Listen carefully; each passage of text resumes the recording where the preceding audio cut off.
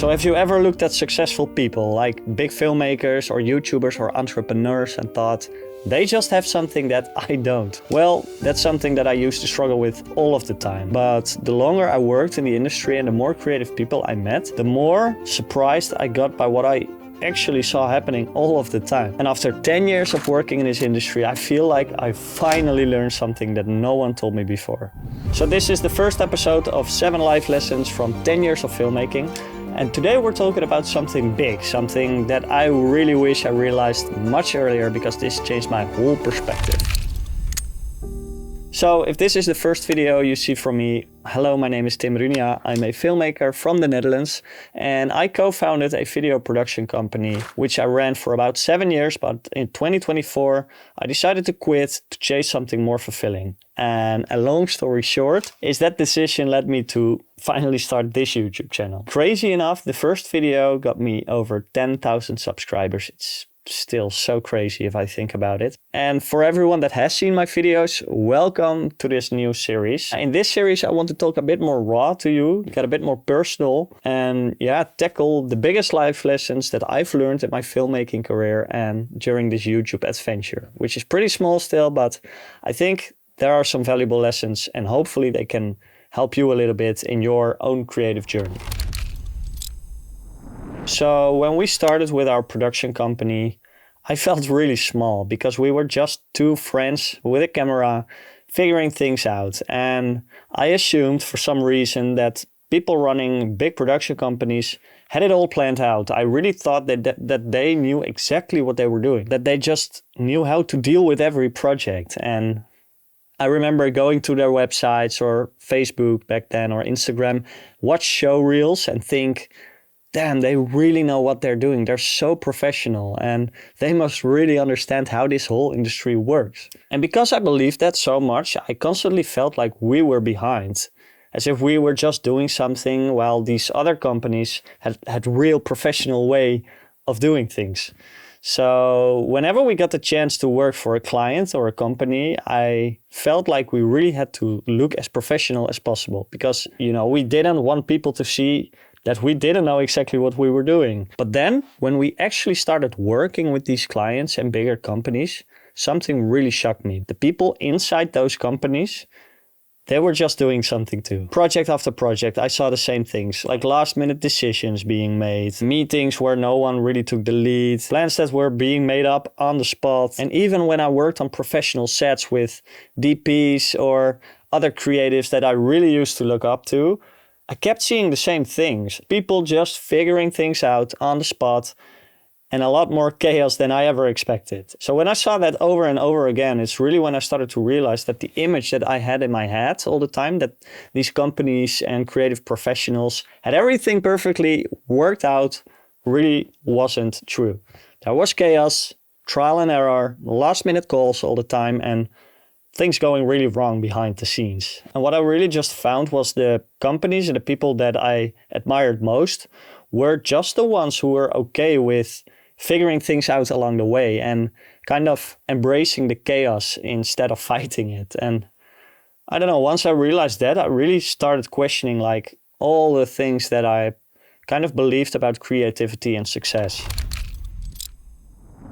So even after realizing this, I still didn't fully believe it, because nearly the whole 7 years that I ran my agency, I still felt like I didn't know enough to be truly professional. And every time I worked with a new cameraman, a new client, I was kind of afraid that they would sort of find out that I didn't really know what I was doing. And I really believed that there had to be some sort of industry standard on how to be a director that does his job well, or that there were some universal rules that I did not know about. And I don't think that people would necessarily see this insecurity of me, but it was an insecurity that I felt within every shoot I was directing. The more I worked in the field, the more I really started to realize something that no one tells you, and that is that there are no rules. There is no right way to do things. There is no universal playbook for filmmaking or for business or for life. So the production companies I once admired, they were just making it up as well. And the biggest agencies, I don't know, they're was also a lot of chaos all the time. So eventually the problem was that by believing that others had everything figured out or knew some kind of rules that I didn't know, I really created this high standard for myself where I'm trying to keep up with something that doesn't even exist. And this realization didn't just change how I saw filmmaking, but it basically changed how I see everything. So now you would think that in 10 years of filmmaking, I would have learned my lesson, right? Well, I kind of fell in the same trap with YouTube because I would watch all these other creators and think, wow, they just have it. Or they just have some natural way to look on the camera or some kind of insane work ethic that's only possible for like a handful of people. So yeah, now that I actually started with all of this myself, meeting other creators, other YouTubers, seeing how everything goes behind the scenes, I can really assure you this. Nobody has it all figured out. No one.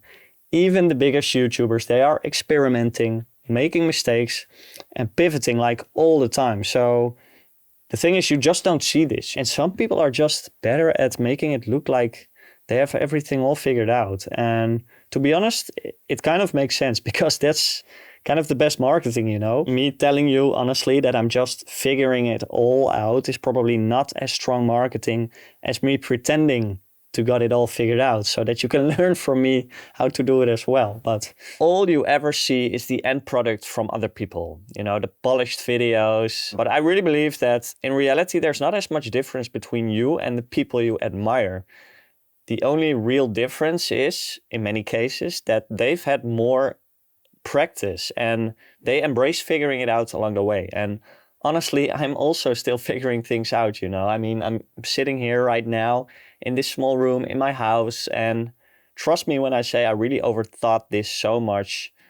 Should I do it here? Should I film in my office, which looks way more professional, or is it more personal over here? And yeah, it still feels scary because this is new for me. I've never done a talking head series like this before. So I really want to be transparent about that because I think if I waited until I had everything perfectly figured out, this video wouldn't exist. And that's exactly why if you want to get better at anything, you have to start before you feel ready. You have to embrace failing and learning and figuring it out along the way.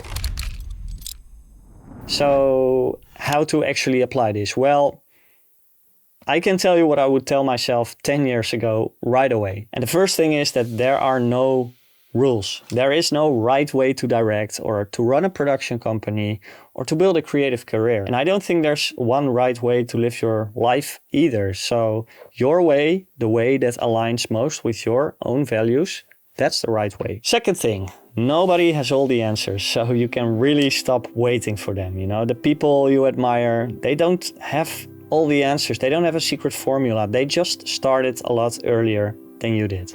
Third thing, stop waiting for permission because no one is going to tell you, okay, you're ready now. You have to decide for yourself to take action, you know, even when it's scary. So good luck on that. And the fourth thing, maybe even hardest, is stop comparing yourself because you're just seeing someone's highlights, not their struggles. And probably if you would know the full story of the people that you admire, you would not even want to trade places with them. So I know this all probably sounds way easier than it's done. And if you are someone who wants to create but overthinks a lot and struggles with starting or finishing your creative projects, I created this Stuck to Start guide. It's a decision tree, it's free, and it's to help you to break through creative resistance and take action on the things that you want to create. So grab it for free. The link's in the description. Let me know in the comments if you like it, if it helps you. That would really mean a lot to me. Anyway, the biggest takeaway is I think that once you truly understand that nobody has it all figured out, that everything changes because you stop like feeling that you're not good enough. You stop like feeling like you need permission and you stop looking for rules that don't exist. So whatever you've been putting off because you think you're not ready, you are. So just start. I hope to see you in the next episode, and until then, keep creating.